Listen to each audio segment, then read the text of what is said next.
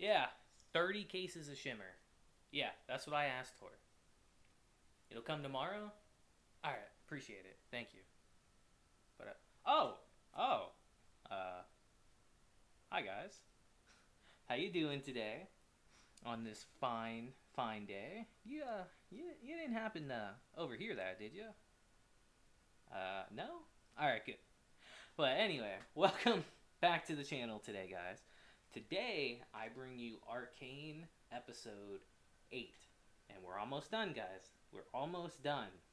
But even though we're almost done, we still got some juicy bits to talk about. Like I say every time, the show gets better and better. And today is a great example of that. Because let me just start off and say that I thought the Jinx and Ekko fight looked incredible. I do. I still think it looks incredible. I think it looks really good. It's very well animated. And the callbacks to the previous scenes we had were really well done. But this episode today, the fight at the end was crazy. You can tell the animators got paid today. It was pretty nutty. It looked fantastic, by the way. It does. It looked fantastic. It was incredible. But that's later in the video. Let's go to where our episode begins today for Arcane Episode 8. Which is crazy that we're already on Episode 8. But anyway, our episode begins with us seeing a bit of Mel's backstory. Which is good, honestly. Because, they've talked about it throughout the course of the show. And we've gotten little hints here and there about her backstory. We've had her mother and family dropped every now and then. And it's made me a little curious. So this episode starts off with a flashback of the past of us seeing Mel and her mother. And her mother's an intense woman. Let's just say that. Let's just say she's a very intense woman. Hey, she's a woman that knows what she wants and goes for it. We'll say that. She's explaining to her about the harshness of war, the reality of it. And Mel, being the idealistic, I guess you could say naive girl, is saying, no, we can do different things. We can show them a different path, a better path. And they get a prime time to do that, actually, because they find a slave. Or not a slave, let me rephrase that. They find a refugee from a war they just fought. And her mother asks her, what do you want to do with this girl? And her, having pity on her, says, she'll be no trouble to us. Just strip her of her possessions, send her to a far-off colony. And her mother explains to her that, no, we can't. We let her live, we might have to kill thousands more.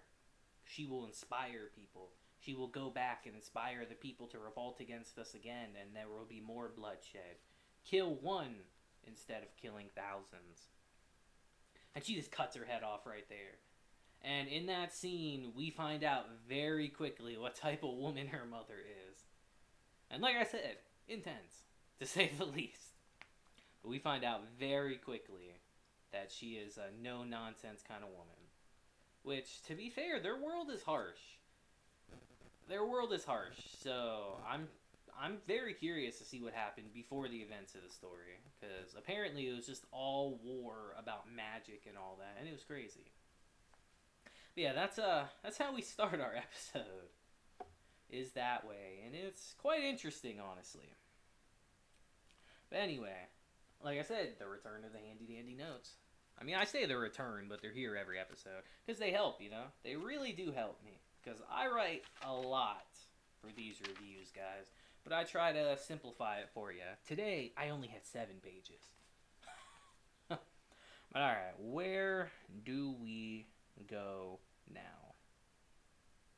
Yes, a very important scene. Next, we see Silco finding Jinx on the bridge. And he's devastated, of course. He is very upset about what happened. He sees her, and for the first time, I think we actually see some emotion from him, some concern, some worry, fear, even. He's embracing her. He thinks he's losing her, you know, because she did take that hell of a blast. Frankly, she shouldn't be alive. I'm gonna call some BS that she's even kind of alive from that. But hey, we gotta progress the story somehow, you know. But anyway, yeah, he's freaking out. So he picks her up and he takes her to the scientist, who we figure out, what is his name? Is Singed, which I did a little research on this one actually. And apparently Singed, or Singed, that probably sounded the same, but is a pretty relevant character in League. So I'm sure a lot of people went crazy when he showed up. I mean, all of them are relevant, but I heard he was like a pretty relevant character in League. So Silco takes Jinx to him to try to fix her up, of course. And naturally, it's not going to be a very pleasant process. He actually has to knock Silco out, just so he wouldn't try to stop the experiments, because they are quite vicious. He straps her to the table and he pumps her full of shimmer, which we have noticed in the previous episode previous episodes, I should say, with Vi and all them, that shimmer does have healing properties to an extent. It can heal wounds, because we saw that she had holes in her gut, and she took a little dose of shimmer, and it was able to apparently fix her up. So we know that shimmer has properties that can heal, but he's pumping, I don't even want to know how much into her. And naturally, she's freaking out and is in immense pain. Because, like, of course, it's crazy. He's pumping her full of these drugs, honestly, that just alter you. And it's an intense scene, and she's hallucinating the whole time about Vi and her. And in her mind, she really believes that Caitlyn is just trying to steal Vi from her. Which I guess, from her perspective, if you really think about it, it makes sense why she would think that. But she's really just destroying herself over it. And she sees, in her mind, it's really them administering all this stuff to her. And she's just kind of, I don't want to say delusional, but I guess she kind of is at this point.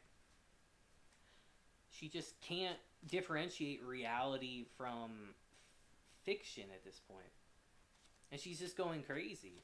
And that scene ends with her just screaming. And I gotta say, that was an intense scene, guys. With him injecting that other shot into her. Like, I'm very curious to know, like, what's gonna happen. Because we've seen before that there's lots of mutations that happen from Shimmer, so hopefully she doesn't mutate into some monster, but hey, if she does, I mean, that's one way to do it. But anyway, where do we go from here? Like I said, lots of notes, guys. Yes! We transition to Savinka, actually. Savinka? I think it's Savinka is her name. It's how you pronounce it. But we transition to her fixing her arm up from her altercation with Vi.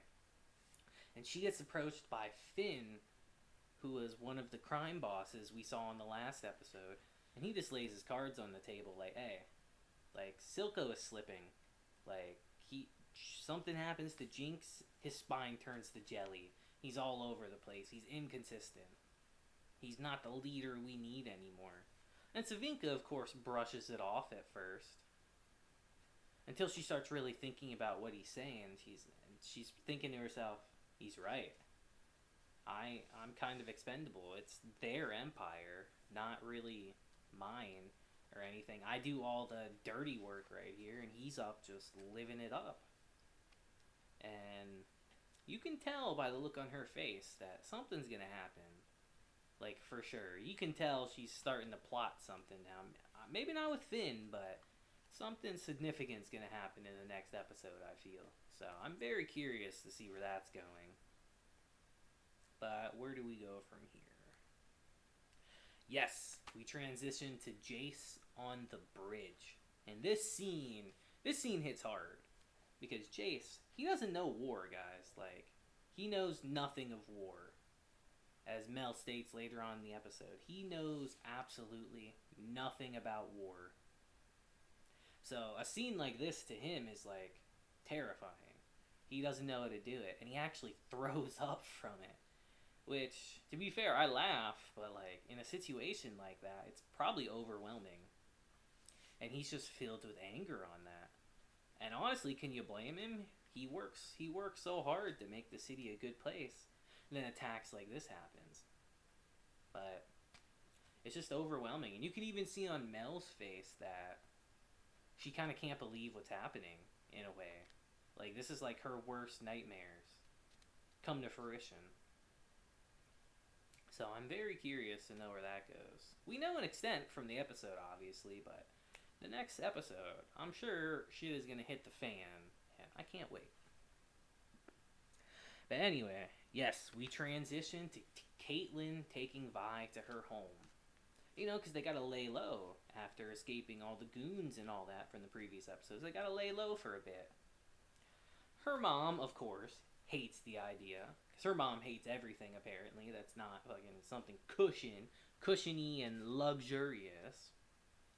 But when Caitlyn asks her if they can talk to the council and explain the situation, she does eventually agree to do that. And that's pretty awesome. So she goes and tells Vi about that, hey, we have tonight. Tonight we have to go explain our situation to the council, so we gotta prepare accordingly. And they really just have a bonding moment here. And like I say bonding, but I don't know if this was intentional or anything like that, but like the sexual tension in this scene is palpable. You can feel it. And I don't know if it was intentional or not, or I don't know the lore or anything about League, if these two characters are like together or something in the game, but like you can really feel it. You can tell they're really trying to push something like that. I don't know if it's intentional or not, but it definitely feels like more than friendship at this point. I'm just saying, if they're friends, they are like really close friends at this point. Which is fine, I'm just saying. I didn't expect something like that. But I guess if you really sit and think about it, there are definitely signs in previous episodes of something like this. Like when they were at the brothel, for instance. But yeah, they go and start forming their process of what they're going to tell the council. You know, and I'm sure that takes some time. They got a lot to talk about, a lot to go through. Yes, where do we go now? Like I said, a lot of pages, guys. I'm almost out of notebook paper. I've been writing so much on this, I gotta get another one soon. Yes! Alright, this is not that important of a scene, but I did want to talk about it real quick.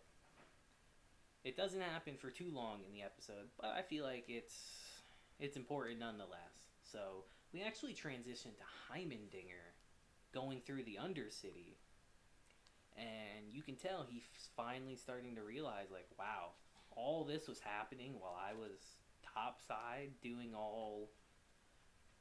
my thing up here. All these people were down here suffering. Like, you can tell he finally is starting to understand the strife and the pain that people go through down here, and that everything is not copacetic. Everything is not like going smoothly. The City of Progress has its rot at the bottom of it that they've just overlooked for so many years, and he's finally understanding that now, which is a good thing. You know, he needs some development too. And he's going around the city, and he actually finds Ekko, who is apparently not dead. I also call BS to that, by the way. That bomb exploded point blank range in front of both of them, and they're both not dead. A little bit of BS, but hey, it's whatever. Gotta push the story along somehow. But they have a little chat, you know, they kind of bond a bit. Ekko's got a broken leg, so he can't get back home or anything, and his board's broken. And we don't really see much from here, but I can only imagine that Hermandinger is gonna fix his board up for him and help him get home. You know, so that's something to look forward to in the next episode. Those are two characters I did not think would meet, to be honest, but when you watch the scene, it makes perfect sense that they would meet. But yeah, I just wanted to throw that in because Ekko's alive, you know? We all thought he was dead, so of course I had to mention that.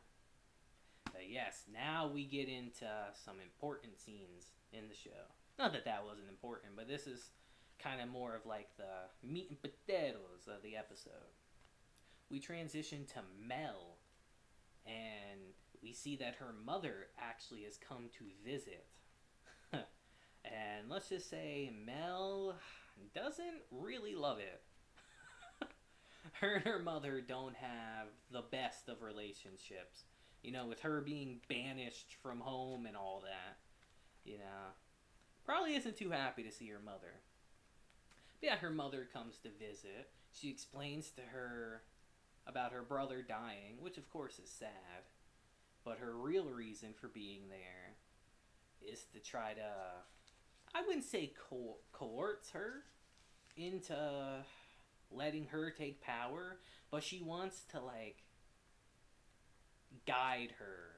I guess you could say. She wants to guide her to make the right decisions because she flat out tells her, like, you're on the brink of war right here with the undercity. The undercity is something you can't overlook. Something you can't just forget about. It has to be addressed. And addressing it means war.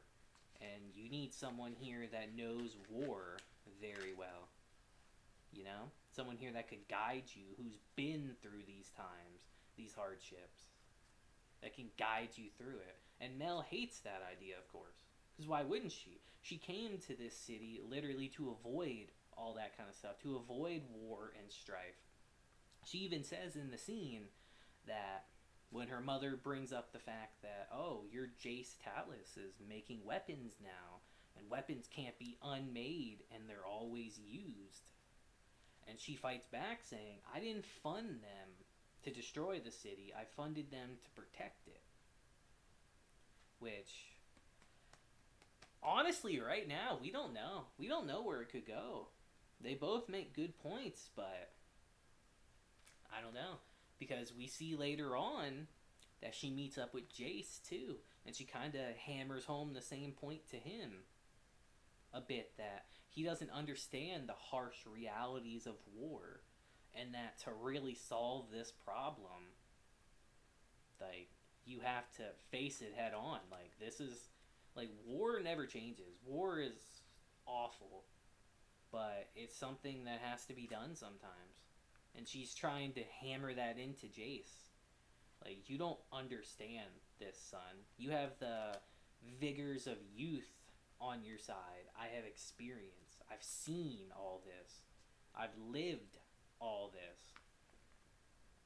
And she just flat out tells him, like, you need to face this right now, or you're gonna end up on the bottom of the chopping block. And it shakes him up a little bit. You can tell. You can tell it shakes him up a little bit. But where are we going? Where do we go here? Yes. We transition to the council meeting, actually, with them discussing this. And like I just said, you can tell Jayce was shooken up by what she said. Because he demands they take action right then and there. Like, he wants to protect the city no matter what. And it's just looking at how he is now, it's kind of sad, honestly. Because he was the bright visionary in our first couple episodes. He was the guy that wanted to make the city better no matter what. And here he is pushing for them to get into these altercations with the undercity and all that. Like, it's crazy. Like, just the change he's had over the course of the series is a little startling. But that's the realities of the world, honestly. Not everything can be solved smoothly and copacetically, you know? Some things take action, and actions require sacrifices. But it's at this time that Vi and Caitlyn come in, of course, and they explain to them flat out, it's like, the like the undercity is like people are starving down there. They're sick. They have nowhere to go. They're under the tyranny of these crime bosses. They're all drugged up on Shimmer. Like, they don't have options. They don't have choices or freedoms. Like, either they deal with these crime bosses or they come to Piltover and get treated like second class people. It's like it's awful. They just explain to them flat out and they tell them that there's one man behind all this and it's Silco. And of course the council denies it, like, no, we've done investigations of Silco ourselves. He hasn't shown that he can organize all this. And that's just ridiculous. Flat out, that's just ridiculous. The council is like some of the most incompetent people ever. They're kind of like the Star Wars council in a way, you know, the Jedi council. Like, they look cool in name, but if you really think about what they do, they only make the wrong decisions or they do nothing. Which is just crazy. And Vi just, she can't take it anymore. She's just listening to them ramble on about nothing. And she tells them flat out, like, if you learn nothing, like, if you learn nothing from all of this, like, people are suffering, dying. Like, he's not gonna make a deal with you or anything like that. He wants to annihilate all of you. Like, he hates what you stand for, who you are. He'll never back down. And of course, they just won't hear it. So she storms off. Honestly, rightfully so. Like, she went in there expecting something to change, and unfortunately, that's just not what happened. That, I can say unfortunately a lot, huh? But that is honestly another cold, hard reality of life. Is that things won't just change at the snap of a finger or the drop of a hat. And she storms out and Caitlyn chases after her, and that's what she tells her. Like, I was a fool to expect change. Like, we can't do anything. They're not going to do anything. They're going to make a deal with him and nothing's going to change. And she just tells Caitlyn right away, like, hey, go back to your home and just forget about me. And this was a sad scene, honestly. And yet again, I want to say that I don't know if it's intentional or not. It's pretty clearly intentional, but, like, they're trying to do something with these two, which I'm fine with, but this is not what I was expecting. Like, they're definitely trying to build a romance. Like I said, I don't know if it's in the games or something like that, but it's interesting. I didn't expect us to go down that route, but hey, we're there, and it is what it is. Yes, now where do we go from here? Because I did skip over something, but I wanna end the episode with that. We really do. Yes. Okay. And after she leaves Caitlyn, she actually goes and meets up with Jayce, who's in his workshop, and she tells him, like, there's only one way to deal with Silco, and he knows what she means right away. They have to cut off his supply to Shimmer. Which, if you think about it, makes total sense, you know? He controls the underground with this drug. Like, if his supply of the drug were to just, I don't know, disappear all of a sudden, so would his power and influence. You would think someone in Piltover would have thought of that, but, oh no, they don't think of shit. And Jayce, he's really reluctant to do it at first.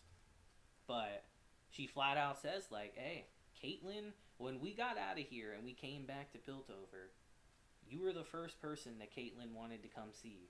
You are the person she expected change from.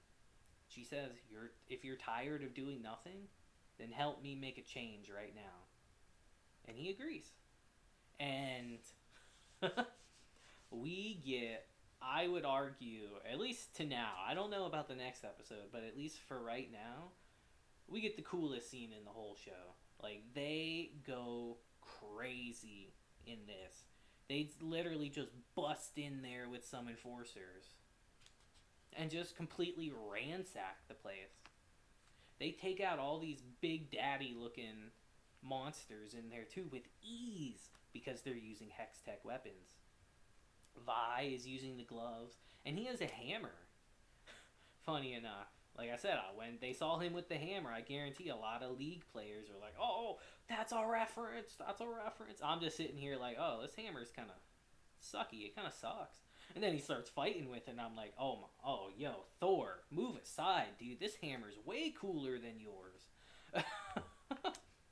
It's a fucking like little mini gun. It's like a little gun. It can create shockwaves and all that. It's way cooler than Thor's hammer. But yeah, they just completely ransacked the place. And this is when Jayce finally sees the cold reality of war and what they're really doing. And it slaps him right in the face when he realizes that everyone they're arresting here is a kid. They're all children. Even the people in the Big Daddy suits that they were killing were all children. We even see that in one scene where one reverts back to a kid and then we see him die. And you can just tell on the look on Jayce's face that like he finally realizes it. He finally understands the realities of war and the hard actions you have to take. And I feel like after this episode, he might be a changed man. He might have a totally different perspective on things. Because reality has a funny way of slapping you in the face and giving you a wake-up call when you need it. And I feel like Jayce finally got that here. But yes, now we're going to go to a part that made me sad, honestly. And we transition to Victor. Now, I'll say, this scene I really loved. And as I was watching it, I literally said to myself, like, good for you, Victor. We see that after the accident in the previous episode, that he has a new leg. He has a new, like, robotic leg. Which is interesting, honestly. I assume, like, his invention kind of transformed his body in a way. Like, it's magically infused metal, I want to say, in his leg. He kind of, like, melded with it. Or I guess you could say it evolved him, you could say. But he has a new leg, and we see him testing it out. And then we see him running for the first time in his life. And I gotta say, that just, it made me smile. It did make me smile, you know. I literally said, like I just said, like, good for you, Victor. Like, I couldn't help but smiling, you know. He's been crippled his whole life. And this is the first time he's really able to just go and run or something like that. And it's a really nice scene. But unfortunately, it gets followed by a very sad scene. Because we see the cost of what this machine has done to him. Like, it's pretty safe to assume that Victor is just kind of like I won't say addicted to Shimmer, but addicted to this machine, I would say. Because we see him in his lab, and he's just like, it's a sad sight. Just seeing the mechanisms he's strapped on his back and chest, and just seeing how he has to constantly cut himself to get blood to give to this machine. And just how he constantly is shooting up with Shimmer so he can withstand it. It's honestly really sad and disheartening to see. Again, like one of my favorite characters in the show. Just his decline and his just downward spiral. It really does suck to see. And he's doing that in this scene right here, actually. He's doing an experiment. He's cutting himself up. He injected himself. And his assistant, Skye, actually sees this, and she tries to save him. Because who knows what could happen? Who knows the terrible things that could happen to him? He's destroying his body like this. She sees a potential like explosion about to happen, so she runs in and tries to save him. But in the process, she gets vaporized by this machine. Literally turned to dust. And it's sad. You can see it in Victor's face. He's looking at it like, what have I done? What am I doing here? Because he killed her. For all intents and purposes, he killed her. Not intentionally. What is that, homicide, technically? Is that what it's called? No, it's something else. Let me not sound stupid, but he unintentionally killed her. He's the reason she's dead. And you can tell it hits him hard. So I'm very interested to see the next episode, honestly, and just the repercussions of that, because that's insane. That's like not a good thing at all, honestly. It's heartbreaking if you really think about it.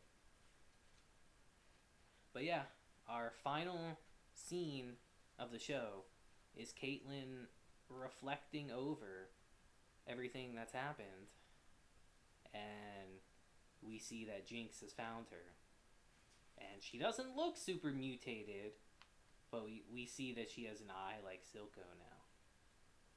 So again, I'm very curious to see what's going to happen with that. I assume she's going to kidnap her, and the plot of the final episode is going to be them having to go save her. But man, it's just to see the downward spiral of a lot of characters in this episode. A lot of characters just facing the harsh realities of life. It's a heavy episode if you really think about it. But I don't know, guys. Like, you let me know in the comments how you felt about this. This series is great, and the fact that we're on the final episode next is pretty sad. It makes me feel a little sad, honestly. I heard this season 2 was already greenlit, so I guess we have that to look forward to, but I don't know. I'm very curious to know where we go from here. Like, what's next? Like, even after this situation is solved, like, the world cannot be the same again. There's no way. There's too many crazy things that have happened now. There's just no way that the world's gonna stay the same.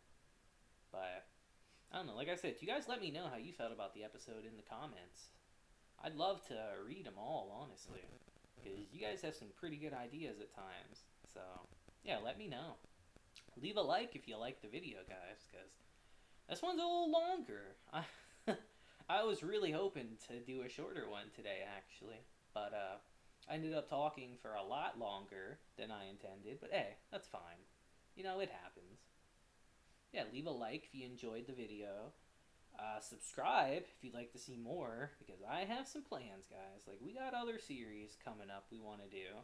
And like I said, we're going to get those games soon. Like, I keep saying that, but like, trust me, I'm pushing for it, because I want to do it too. So, yeah, look forward to everything coming up. I've been working real hard, and I hope you guys can tell. But yeah, I will see you guys in the next one. I hope you all have a lovely, amazing, stupendous day. And yeah, deuces.